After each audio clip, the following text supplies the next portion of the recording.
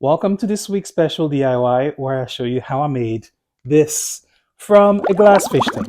Let me show you how. Quick backstory though before we get into it. The fish tank is actually made up of two parts. This bottom part that I managed to make over into this lovely plant stand, if I may say so myself, but also additional seating whenever needed. The second part of the equation is the top part, the actual glass part. I knew being glass and all that it was going to pose some challenges, but having worked on furniture transformations before, I know it's something I could handle. Let's see how we did. I was in this swivel chair that my wife recently got for our dining room when I decided to give my arm a break, but like, where am I going to put down this drink? Come on, man. And so necessity being the mother of invention and all that, I thought, you know what would be great for this spot?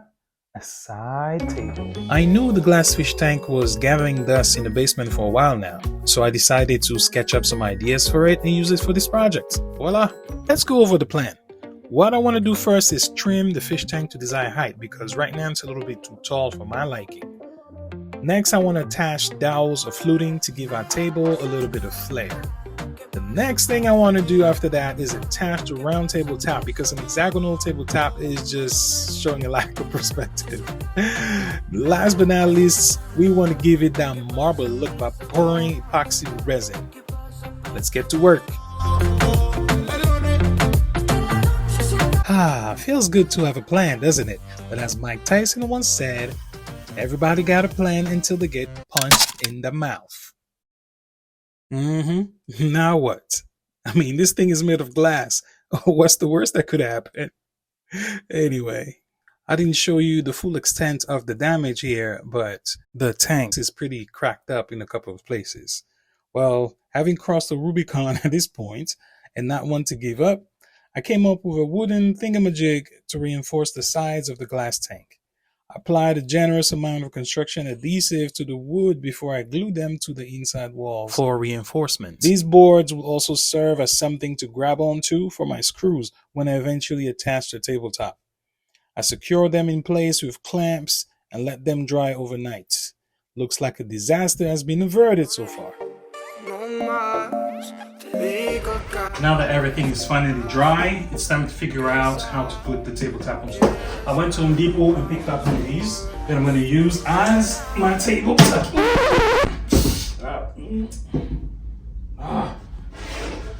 As my tabletop. I'm not too worried about driving screws in there because I'm going to be painting the top anyway. So after I'm done putting the screws in here, I am going to fill them with some wood putty and eventually paint it, so all good. Okay, so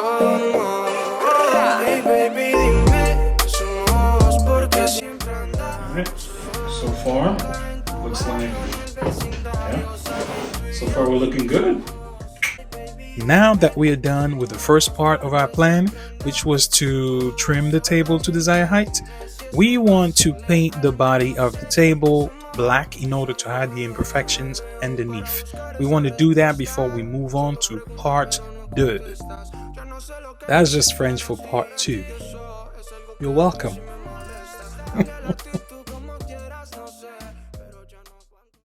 Let's move on to the next phase of our project, which is to add some decorative element to our table. I'm applying some glue here to some bamboo mats that I found at Home Goods, which I thought would be a great candidate for this project, rather than getting dowels from Home Depot. I'm applying them to the table, as you can see here, and keeping in place with a belt.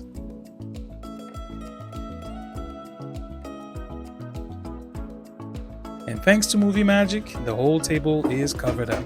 I'm painting the tabletop now because it will help with sealing the wood. This is a good step in preparation also for when I pour the epoxy resin.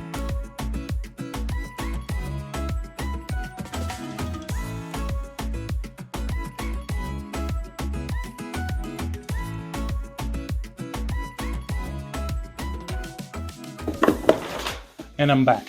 Okay, so the top is dry. I sanded the edges as well as a little bit of the top to make sure everything was absolutely smooth for the application of the epoxy. But for now, I need to let you know that there's been a change in the process. I intended to keep this look and maybe do some kind of whitewash to finish it up. But I need to spray paint the whole thing because when I apply the glue underneath, you can kind of see some spots where the white adhesive kind of bleeds a little bit, and it kills that black and wood kind of feel that I wanted to, this thing to have.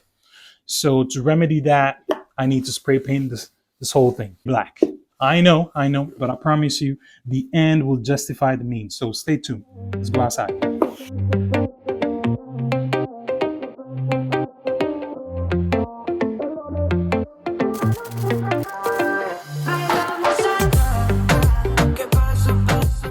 I wanted to pay homage to this now former fish tank by painting an abstract design onto it. Let me know in the comments how you think it turned out.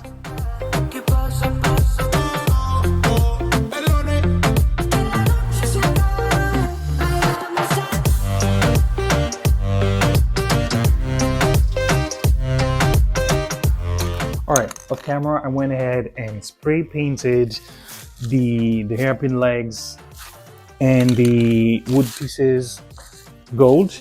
At this point I'm just dry fitting everything to make sure I know where everything is going to go.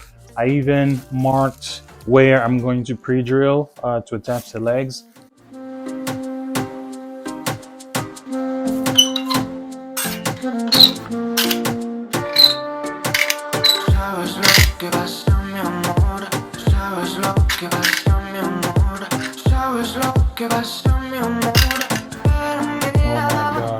Context here, I cannot screw the legs directly into the glass.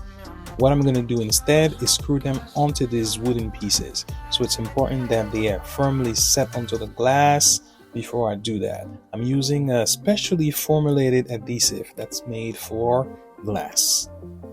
Here I'm prepping for the epoxy part, so it's important that I protect the table for potential drips. And it's a wrap. It's a wrap. I have all the tools that I need here to pour the resin. I protected the floors in case there's there will be spill some purpose, but because I want to pour what's called a dirty pour, I'm going to put apply some tape around here to keep the resin from flowing over. And then once I have the desired look and whatnot, I'll remove the tape. It'll all make sense in a second. This was my very first time working with epoxy, so I made sure I watched plenty of tutorials on YouTube before I tried it myself. In most cases, you want to mix equal parts of the hardener and the resin. A quick tip is to let your bottle of resin sit in a bucket of hot water for a few minutes, which will make it much easier to mix later. For this project, I'm using 3 colors. White has my marble base, black for the marble veins, as well as gold for marble vein accents. For black and gold, I use metallic spray paints. I mixed 3 separate batches for each of these, which I then combine without mixing in a separate container. It is then this container, this big blue one here, I'm going to use for the dirty pour.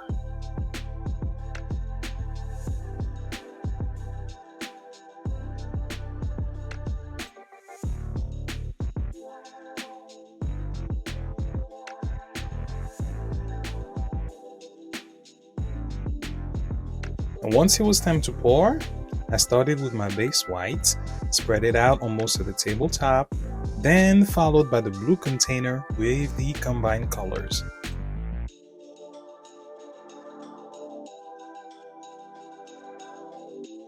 Although epoxy is self-leveling, I used a plastic squeegee to help spread the material evenly.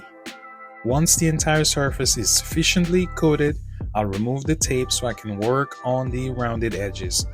I ended up doing this off camera though. For now, I'm using black to create a marble-like vein to mimic the real thing. I follow the same process with gold also. The magic here is really achieved with heat, which sort of melts the veins into the base white color. The heat is also useful in popping up the bubbles forming the epoxy resulting from the pour. I alternate between a heat gun and a small propane burner.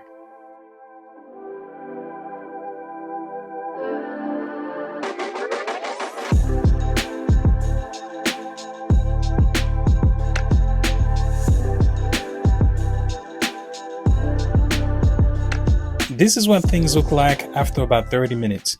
You can already see that our marble look is in full effect, right under the rounded edges. Also, you can observe the drips I mentioned earlier.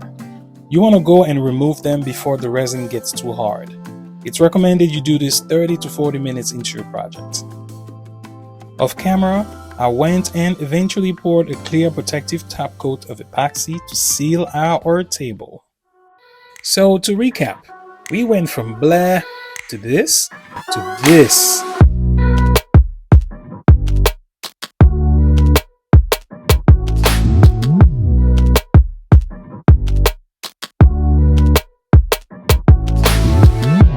Quite the metamorphosis. Do you agree?